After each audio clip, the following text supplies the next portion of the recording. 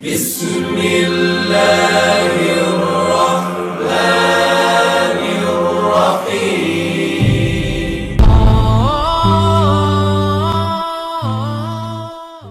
আসসালামু আলাইকুম। সমস্ত প্রশংসা আল্লাহ তাআলার জন্য। তো ভিউয়ার্স, আজকে আমরা যে বিষয় নিয়ে আলোচনা করব সেটি হচ্ছে সুরকি নিয়ে এবং জলছাদ। এর আগের ভিডিও আমি যখন ব্রিক্স চিপস অর্থাৎ ইটের খোয়া নিয়ে যে আলোচনা করেছিলাম, সেখানে আমি বলছিলাম যে ইটের খোয়া করার সময় কিছু সুরকি বাইর হয়, এটাকে আলাদা করে দিতে হয়।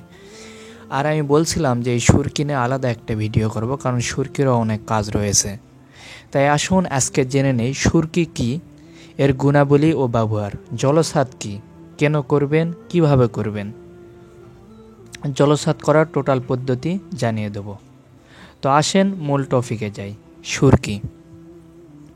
সুরকি অত্যন্ত গুরুত্বপূর্ণ নির্মাণ উপাদান, যা নির্মাণ কাজের শুরু থেকে আজ পর্যন্ত ব্যবহার হয়ে আসছে। মিস্ত্রিরা সুরকিকে প্লাস্টারিং এর কাজে এবং রোমানরা প্লাস্টার, মর্টার এবং কংক্রিট ঢালাইয়ের কাজে ব্যবহার করে। বাংলাদেশে মডেলিং প্লাস্টার হিসাবে কিছু কিছু বাড়ি বা অফিসের সামনের অংশ ও বাউন্ডারি ওয়ালের প্লাস্টারের কাজে, তাছাড়া জলছাদ ও প্যাটার্ন স্টোনের কাজে সুরকি ব্যবহার করা হয়। আপনারা দেখবেন যে অনেক বাসার সামনে ওয়ালে অথবা গেটে দেখবেন একটু খাওড়া খাওড়া সিস্টেমের, দলা দলা উঁচু নিচু এরকম সিস্টেমের কিছু প্লাস্টারিং ডিজাইন করা থাকে। এগুলো কিন্তু সুরকি দ্বারাই করা হয়। দ্বিতীয় স্টেপে আসে সুরকির গুণাবলী। দামে সস্তা, স্থিতিস্থাপক, সহজে ব্যবহার করা যায়। যখন মর্টারে ব্যবহার করা হয় তখন ভালো শক্তি দেয়। অর্থাৎ মশলার ভিতর অনেক সময় আমরা দেখা যায় যে, আপনারা একটু খেয়াল করবেন যে অনেক সময় আমরা একটা বিম করছি অথবা একটা কলাম করছি অথবা ছাদি করে ফেলাইছি। তো এইসব জায়গায় যখন দেখা যায় যে আমরা শাটারিং করার পরে যখন মশলা ঢালার পরে শাটার খোলার পরে দেখি অনেক সময় আমাদের অনেক জায়গায় উঁচু নিচু হয়ে থাকে, অনেক জায়গায় মশলা পড়ে না। তো এইসব জায়গায় কি করবেন, আপনি কি ওই বড় বড় খোয়া দিয়ে তারপর বড় বড় পাথর দিয়ে সেই মশলা ওই জায়গায় জোড়া লাগাবেন? সেটা পারবেন না। এটা তখন সুরকি দিয়ে করতে হয়। সুরকি কিন্তু দুই ধরনের হয়ে থাকে, শুধু ইট থেকে যে হয় তা না, আপনার পাথর থেকেও কিন্তু সুরকি হয়। পাথর থেকে যেগুলো একদম ছোট্ট ছোট্ট দানা, ছোট ছোট গুঁড়ার ভাব, এগুলো কিন্তু সুরকি হিসাবে বলা হয়, পাথর সুরকি। আর আপনার ইটের যেগুলো হয় এগুলো হচ্ছে ইটের সুরকি। তো ভিউয়ার্স, যখন দেখবেন যে আপনার কলাম অথবা বিম অথবা মেঝেতে কোনো জায়গায় হালকা পাতলাভাবে ওই 1/2 ইঞ্চি 1 ইঞ্চি এরকম কিছু গর্ত হয়ে গেছে, সেটা আপনি মেকআপ করবেন। তো ওই জায়গায় করা হয় কি আগের যে প্লাস্টার বা ঢালাই যেটাই থাকুক না কেন, সেটা হালকা একটু আলগায় নিয়ে সেখানে আবার একটু গ্রাউট দিয়ে এরপরে আপনি সুরকি, সিমেন্ট, বালি দিয়েও কিন্তু মিশ্রণ করে আপনি সেই জায়গায় দিতে পারবেন। দিলে এটা অনেক হার্ড হয়। এরপরে আসেন সুরকির ব্যবহার। প্যাটার্ন স্টোন ঢালাই কাজে ব্যবহার করা হয়। মর্টার কংক্রিটে জোর লাগানোর কাজে ব্যবহার করা হয়। প্লাস্টারিংয়ের কাজে ব্যবহার করা হয়। বর্তমানে জলছাদ তৈরিতে সুরকি গুরুত্বপূর্ণ উপাদান হিসেবে ব্যবহার করা হয়। দেখবেন অনেক মেঝেতে পুরুত্ব আকারের প্লাস্টার করা হয়, তো ওগুলো করে কি আপনার সুরকির সাথে মিশ্রণ করা থাকলে অনেক বেটার, এটা অনেক হার্ড আর শক্তিশালী হয়। এখন আসি জলছাদ। বিল্ডিং এর সর্বোচ্চ তলার ছাদকে রোদ বৃষ্টির হাত থেকে রক্ষা করার জন্য এবং ঘরের তাপমাত্রাকে নিয়ন্ত্রণে রাখার জন্য ছাদের উপর চুন, সুরকি ও খোয়ার সাহায্যে কমপক্ষে 3 ইঞ্চি পুরুত্বের একটি আলাদা আবরণ দেওয়া হয়। একে জলছাদ বলে। আপনারা দেখবেন অনেকে যারা টপ ফ্লোরে থাকে, অর্থাৎ টপ ফ্লোর বলবো না, যাদের মাথার উপর টপ ফ্লোরটা থাকে, অর্থাৎ টপ আমি বলতে পারি যে লাস্ট ছাদের, যে আমরা ছাদ যেটা বলে থাকি, আমরা ছাদ কিন্তু আসলে ধরেন 5 তলা একটা বিল্ডিং, 5 তলার টপের উপর যেটা আমাদের স্ল্যাব থাকবে এটাই কিন্তু শুধু ছাদ। নিজেরগুলো প্রত্যেকটাই কিন্তু ফ্লোর হিসাবে আমরা ধরে থাকি। তো আমি বলছিলাম যে যারা টপ ফ্লোরে থাকবে তাদের উপরে কিন্তু ছাদটা থাকবে। তো দেখা যায় যে রোদ বৃষ্টি যেমন তেমন, বৃষ্টি ঠিক মতো অত আসে না, কারণ বৃষ্টি যদি আসেও চুয়ে হালকা একটু, যেটা রড শোষণ করে, এরপরে কংক্রিট শোষণ করে, এরপর যে আসে। তো এতে রডের অনেক ক্ষতি হয়। তো যেই জিনিসটা আমরা বুঝতে পারি সেটা হচ্ছে তাপমাত্রা। আমাদের কিন্তু প্রচুর তাপমাত্রা লাগে, গরম লাগে। তো এটা আমরা নিবারণ করতে পারি শুধুমাত্র জলছাদের মাধ্যমে, যেটা সুরকি যার প্রধান উপাদান, চুন সুরকি যা প্রধান উপাদান। এরপর আসেন জলছাদের প্রয়োজনীয়তা। বাড়ির ছাদের উপর বৃষ্টির পানি জমা হলে পানি চুইয়ে ছাদের রডকে মরিচা ধরাতে পারে, এজন্য জলছাদ দেওয়া হয়। এছাড়াও ছাদ আর্দ্রতা মুক্ত রাখা, রোদ্রের তাপে হাত থেকে গৃহবাসীকে রক্ষা করা, প্রচণ্ড রৌদ্রতাপে মূল ছাদকে ফেটে যাওয়ার হাত থেকে রক্ষা করা। জলছাদ তৈরির পদ্ধতি।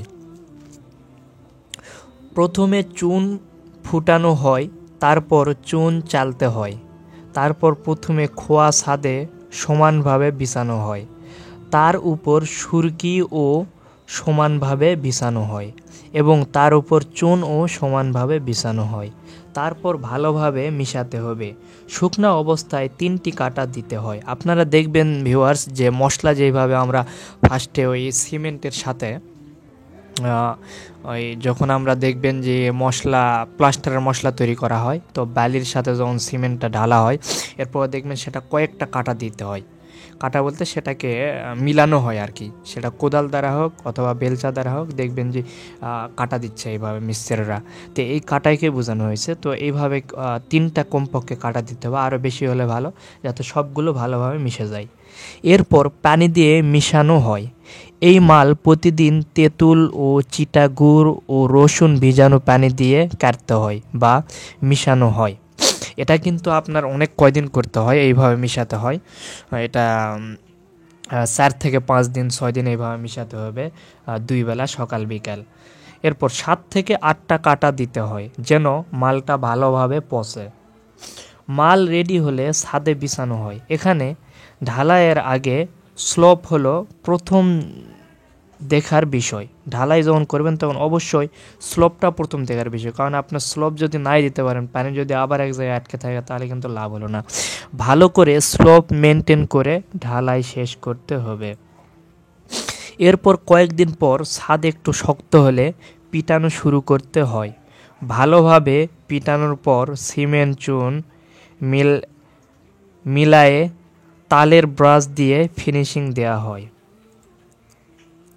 ছাদ পিটানোর সময় প্রতি ঘনমিটার খোয়ার হিসাবে 11/2 কেজি চিটাগুড় ও 15 গ্রাম মেথির পানি চুনের পানিতে গুলে রেখে দেই।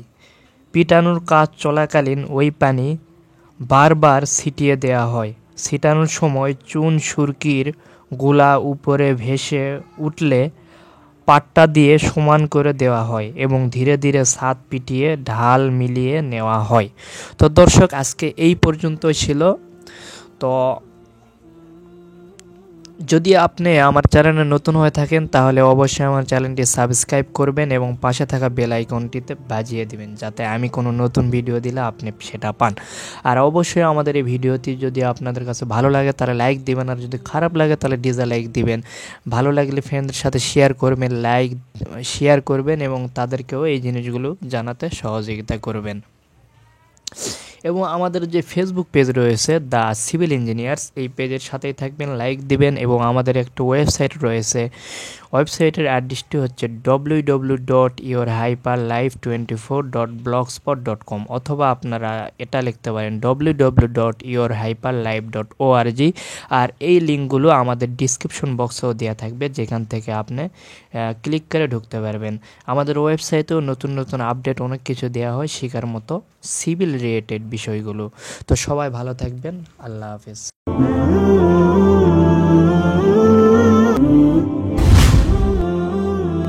জাযাকাল্লাহু খায়রান। سلام عليك سلام عليكم سلام عليك سلام عليك سلام عليك